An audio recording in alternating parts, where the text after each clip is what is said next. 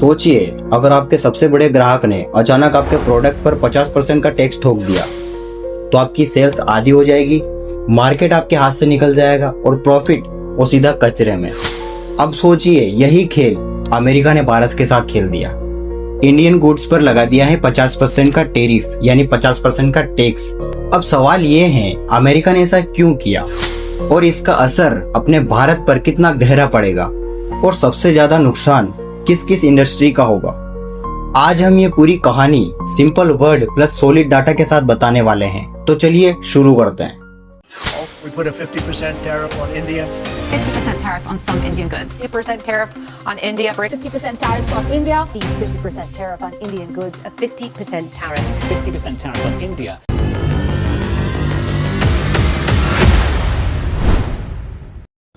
भारत और अमेरिका का रिश्ता सिर्फ राजनीति का नहीं है, बल्कि बिजनेस का भी रहा है। 2023 में इंडिया ने अमेरिका को 80 बिलियन से ज्यादा का सामान एक्सपोर्ट किया है। यानी अमेरिका हमारे लिए सिर्फ दोस्त नहीं है, सबसे बड़ा कस्टमर भी है। IT service, pharma products, engineering goods, textile, games, jewellery, यही वो चीजें हैं जिन पर हमारी इकोनॉमी चलती है। लेकिन अब इसी रिश्ते पर सबसे बड़ा झटका है 50% टैरिफ के रूप में, यानी 50% का टैक्स। ये टैक्स पहले 25% का था, उसे बढ़ाकर ट्रंप ने 50% कर दिया। टैरिफ का सिंपल मतलब है इंपोर्टेड प्रोडक्ट्स पर लगाया हुआ टैक्स। इसको ऐसे समझते हैं, मान लीजिए इंडिया से कोई फार्मा कंपनी अमेरिका को दवाई बेच रही है 100 रुपए की। अब 50% टैरिफ लगा है, मतलब टैक्स लगा है, तो यही दवाई अमेरिका में 150 रुपए की बिकेगी।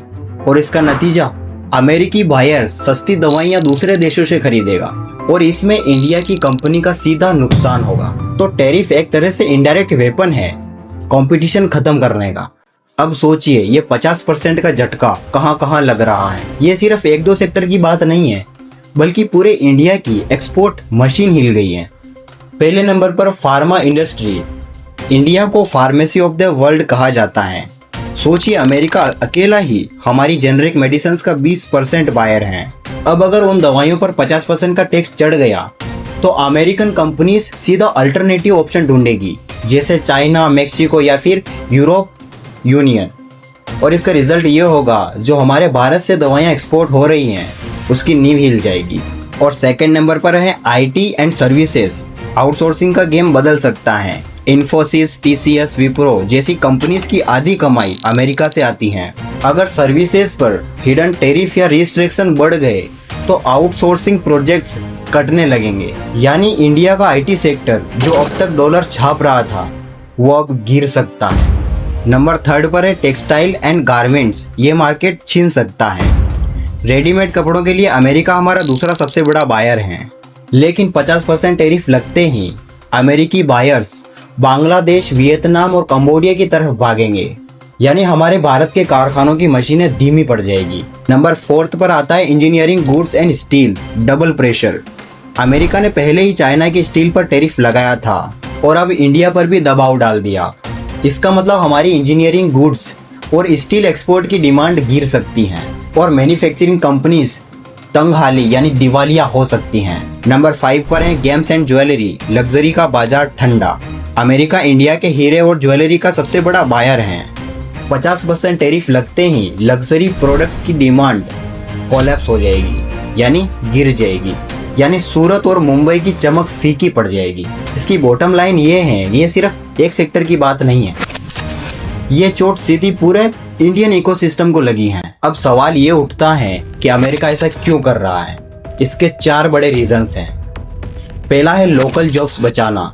बिडेन सरकार पर दबाव है कि जॉब्स वापस लाओ और टैरिफ का ये फायदा होगा कि लोग अमेरिकन प्रोडक्ट्स खरीदेंगे। और नंबर दूसरा है चाइना के बदले इंडिया को दबाना। अमेरिका नहीं चाहता कि इंडिया बहुत जल्दी ग्लोबल कॉम्पिटिटर बने।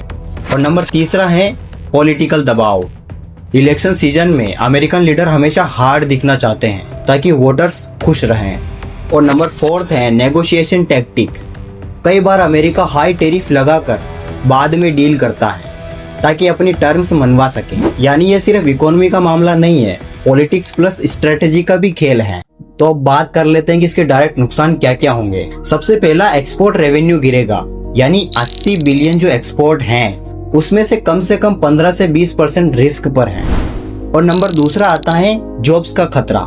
टेक्सटाइल, फार्मा और आईटी सेक्टर में लाखों नौकरियां दांव पर हैं। और तीसरा आता है हमारे भारत की करेंसी पर दबाव। एक्सपोर्ट घटने से डॉलर की डिमांड बढ़ेगी, जिससे हमारा रुपया घटेगा। अब नंबर 4 पर आता है स्मॉल एंड मीडियम एंटरप्राइजेस पर असर, यानी छोटे व्यापारी और मैन्युफैक्चरर्स ज्यादा पिसेंगे। और नंबर 5 पर है ट्रेड डिफिसिट बढ़ना, यानी हम खरीदेंगे ज्यादा और बेच पाएंगे कम, यानी शॉर्ट टर्म में ये झटका बहुत बड़ा है। अब सवाल ये है, क्या इंडिया बैठकर देखेगा? नहीं, हमारे पास भी कुछ ऑप्शंस हैं। सबसे पहला है WTO में चैलेंज करना, अगर टैरिफ अनफेयर हैं तो। और नंबर दूसरा है काउंटर टैरिफ, यानी हम भी अमेरिकन प्रोडक्ट्स पर टैक्स लगा सकते हैं। और नंबर थर्ड डाइवर्सिफिकेशन, नए मार्केट जैसे Africa, Middle East, South America, इन सब को टारगेट करना। और नंबर 4 पर है लोकल मार्केट स्ट्रॉन्ग बनाना, ताकि एक्सपोर्ट पर डिपेंडेंसी खत्म हो। इंडिया ऑलरेडी कोशिश कर रहा है कि हम एक ही देश पर ज्यादा डिपेंडेंट ना रहें। तो दोस्तों, ये 50% टैरिफ सिर्फ एक टैक्स नहीं है, ये एक संदेश है कि ग्लोबल ट्रेड कभी भी सेफ जोन नहीं होता है। आज अगर इंडिया अमेरिका पर डिपेंड है तो कल उसे नए मार्केट्स बनाने होंगे। भारत के लिए ये टाइम है स्ट्रेटजी बदलने का और सीखने का, क्योंकि आज टैरिफ लगा है दवाइयों और कपड़ों पर, कल टेक और डिफेंस पर भी लग सकता है। अब सवाल ये है, क्या भारत इस झटके को क्राइसिस में मानेगा या फिर अपॉर्चुनिटी में बदलेगा? आपका क्या मानना है? कमेंट में जरूर बताना।